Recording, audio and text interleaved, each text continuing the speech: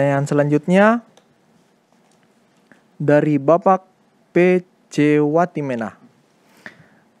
Selamat malam semuanya, khususnya kepada redaksi Tajam dan narasumber Pendeta Richard Sabuin. Saya mau bertanya, apakah ayat tersebut ada korelasinya dengan ayat Ulangan 29 ayat 29 yang mengatakan bahwa hal-hal yang tersembunyi adalah bagi Tuhan? Terima kasih banyak. Amin. Oke, kita akan bacakan pendeta Terima kasih. ayatnya.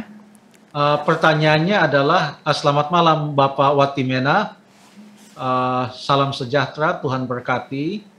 Pertanyaan Pak Watimena adalah apa tadi? Apakah ayat tersebut Ada ada korelasi korelasinya dengan Ulangan 29. Ulangan 29 ayat 29? Berarti kita harus tahu ayat tersebut itu yang mana yang ada korelasinya dengan Ulangan. Ulangan 29 ayat 29. Ya.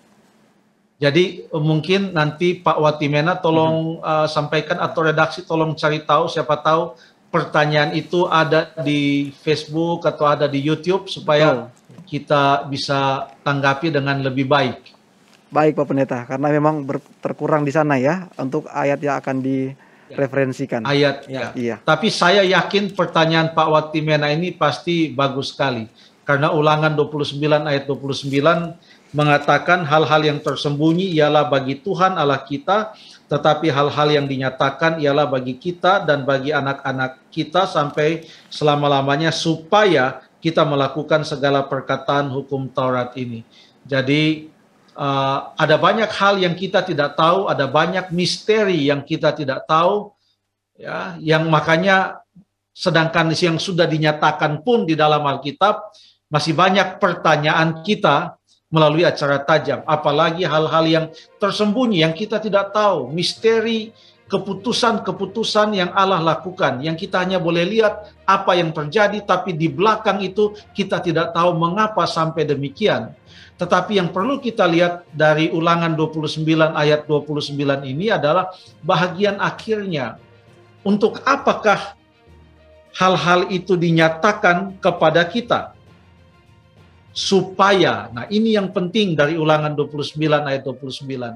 Dinyatakan kepada kita supaya kita melakukan segala perkataan hukum Taurat. Jadi fokus kita adalah yang sudah jelas dari dalam firman Tuhan, yang sudah nyata-nyata kebenaran firman Tuhan, itulah dulu yang kita boleh lakukan dan kita turuti.